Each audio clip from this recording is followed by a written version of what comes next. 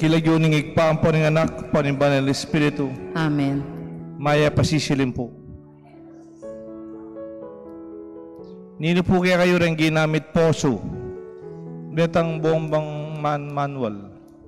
Detang hand pump. Opo. May ragul ko ka lola ko, gagamitan mila po reta.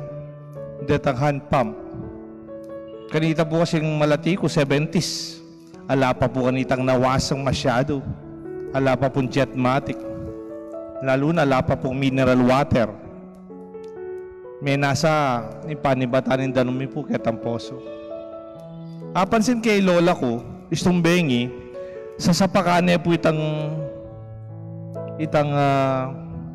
pail, itang timba. Basta bengi sa pakane itang timba. Kaya ba't po tangabak, migising ko, dandamang kay lola ko, didiananing danum itang poso. Metong, adwa, atlong tabo, kaya ba't papamprime na po, papaluwal na danum. Yung pagtakang ko nang kaya, alban kay lola ko, yung kebit na at lumong tabon danum. Kaya ba, linwal na itan danum. O, tahan nakalakas. Nakarakala danum. At luyang tabo kebit. Pero pati nga po, pwede kang mandilo, pwede kang magluto, pwede kang mamipi, pwede kang manugtog tanaman, pwede kang maglinis bale. Aba hanggang bisa kang danum, kaya pati nga po. Sabi ko, siguro itang timba, magic timba. O kaya, ita sigurong poso, mysterious poso. Kagalang atin yung toning water rin ako, darakal. O darakal, karita mo yung kebit. Pero wala na karakal. Makanano kaya itan eh? Wala ko sa magic. Lamag magic kay lola ko ako, malati ko po kanita eh. Karitak na kebit, pero wala na karakal hanggang bisa ka. Bala ko sa yung sikreto, tsugetang timba. Bala ko sa yung sikreto, tsugetang poso. Uling ilang akakit ko. Pero liman pala. Ita palang poso, it's a mechanism for you to bring out the water. Itang timba, karinda ka biting pipanwasan pinggan, pipandiluan, o manugtukan taraman, gamitan may itang timba. Pero aliwayan talagang panibatan. Itang timba, ang pupwedang poso, they are not the real source. We call them resource. Ngayon po matuwa na ako, abalo ko, man pala magic, at yung pala talagang panibatan.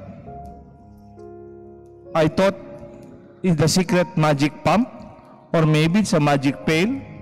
I realized the pump is only a mechanism, and the pail is not the real source, but just a resource. Siyempre, matwata na. Baluta mo, the real source is deep down where the water table is. The underground spring, the underneath unseen, hidden. It is hidden, and it's not obvious.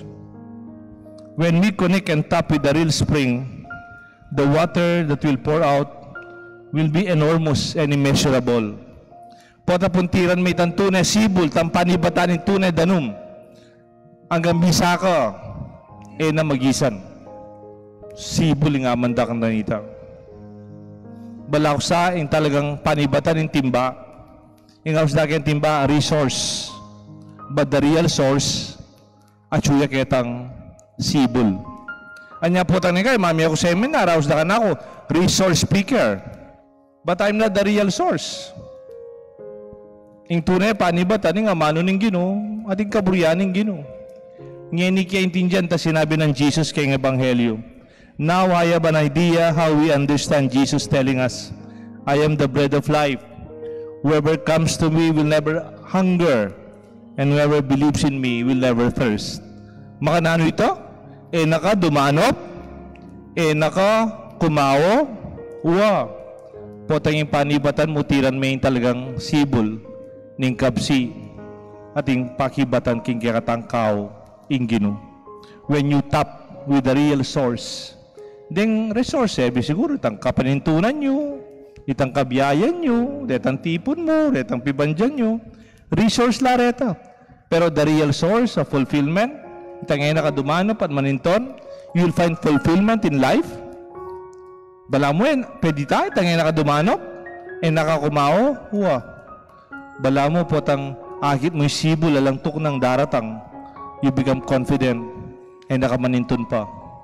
Makanya niya po tang imbiyata mo, may suglungya ken tunay panibatan, ing tunay sibol, ing ginu, akikatan Diyos. The resource or the real source. Hindi po yung kikatang may pabalita. Manasana imbiyata mo, akita mo, ing tunay panibatan tama, liway tan timba, liway tan poso. Itang tunay sibol, ing panibatan imbiya. Ing ginuta mong Diyos, amimik imbiyata mo. Kilagyo ning igpampo ng anak, panimbalan ng Espiritu. Amen.